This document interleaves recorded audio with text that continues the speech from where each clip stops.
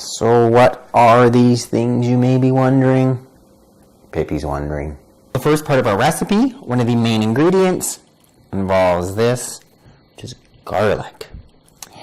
So you can use any type of garlic. Some are likely more antibacterial than others. But the big thing is you're going to chop up a fresh clove. I've got an entire clove of garlic.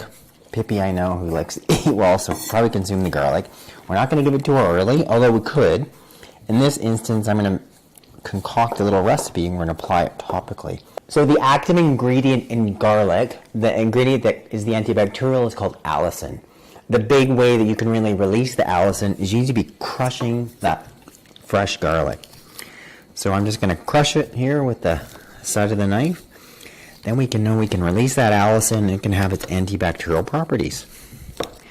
Okay, step one, chopped and crushed garlic, Pipster. Wow.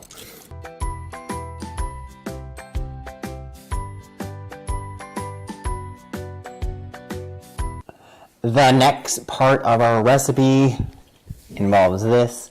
It's honey.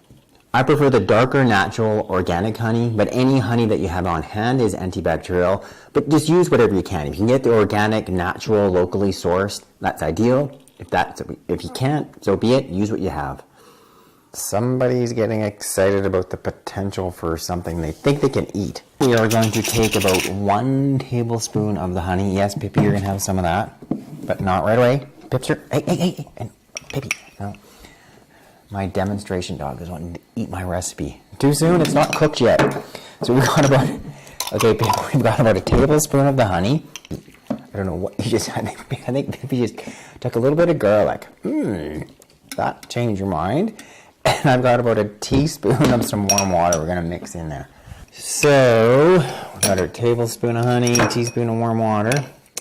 And then we're going to add in our garlic. This is our 1 crushed garlic clove.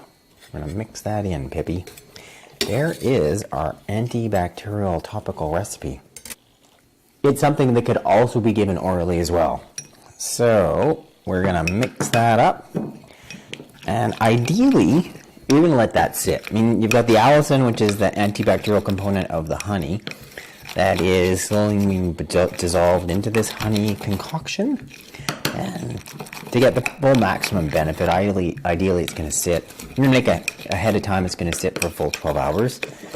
For the sake of the video, we're not going to have it sit that period of time. And even now, it's already got antibacterial properties. So, there it is. As easy as that. Just trying to stop Pippi from actually eating my recipe before I even apply it topically. Okay, so for those of you that have labs, good luck with this one. Okay, Pippi. Okay, let's just show them for Pete's sake. No, it's not yours. Got it. Okay. So as you can see, there is the crushed, maybe you can't see it. There is the crushed garlic, the honey, a little bit of water. It smells pretty good.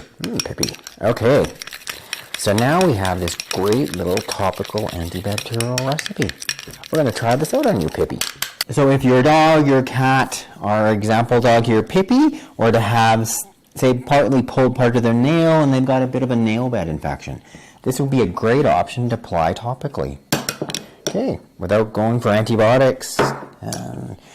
There's a number of other things. You're going to clip it, clean it, flush it with some type of antiseptic, either flush or even just using something like black tea or green tea would be fine. Then we want you to put something on topically. So this is it. Okay, Pippi, so let's try some of this topical concoction. We're going to put the garlic and honey, assuming that it's sat for 12 hours. You know, it's got the ideal properties. Just all on your infected nail bed, Pippi. Oh, what do you think of that? Ta-da! Pippi, as you guys can see, is quite fond of my concoction. Of course, she's licking it all off. It's not you don't necessarily want your dog, your cat to be licking the wound after. So it may be something where you're also going to have to follow up with some type of bandage. If it's an area where they can't lick, say a wound up here and behind her shoulder blades or something, great. Don't consider bandaging it. It's also something that you could give orally. So if we've got concern of a more serious deep infection that potentially would have required an antibiotic, there's another option. If we're looking at sort of approximate doses. Typically, I'm saying it's about a quarter of a clove of garlic for about 20 pounds of body weight. And Pippi size, she get about half a clove. So I would be giving her upwards of half of this a day. So let's, Pippi, give you your little sample concoction here.